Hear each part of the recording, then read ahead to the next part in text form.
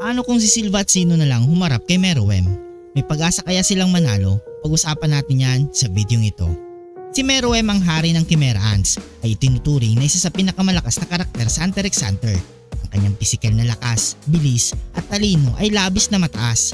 Ang nen ni Meruem, kilala bilang aura synthesis, ay nagbibigay sa kanya ng kakayahang sumipsip at gamitin ang mga kakayahan ng mga taong kanyang kinakain na lalong nagpapalakas sa kanya.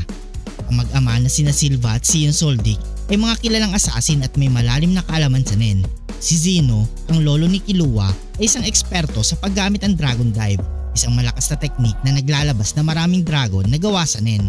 Si Silva naman, ang ama ni Killua, ay may kakayang lumikha ng malalakas na energy blast mula sa kanyang mga kamay. Ang kanilang kombinasyon ng karanasan, strategiya at raw power ay nagpapatunay na sila ay mga formidable na kalaban.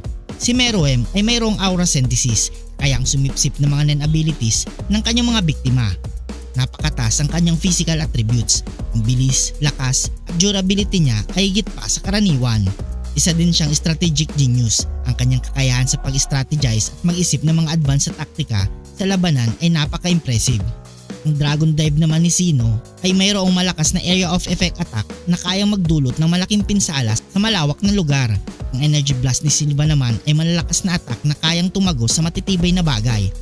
Ang teamwork ng dalawa, ang kanilang kakayahan na magtulungan at mag-synchronize ng mga attack ay nagbibigay ng malaking kalamangan. Sino nga ba ang posibleng manalo sa labanang ito?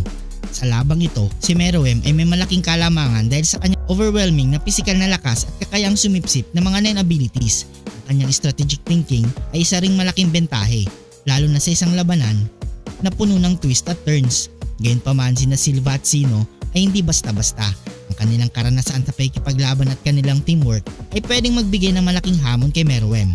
Kanilang mga malalakas na attacks ay maaaring makapagbigay ng pinsala kay Meruem, ngunit kailangan mabilis at tama ang kanilang galaw upang hindi mabigyan ng pagkakataon si Meruem na makapag-counter-attack. Ang laban ay magiging napakahirap para kina Silva at Zeno. Kahit na sila ay may napakagaling na nen users, ang lakas at abilidad ni Meruem ay napakahirap talunin. Kung magkamali sila ng isang galaw, maaaring agad silang matalo. Subalit kung magagamit nila ng tama ang kanilang mga estratehiya at techniques, makakahanap sila ng kahinaan ni Meruem.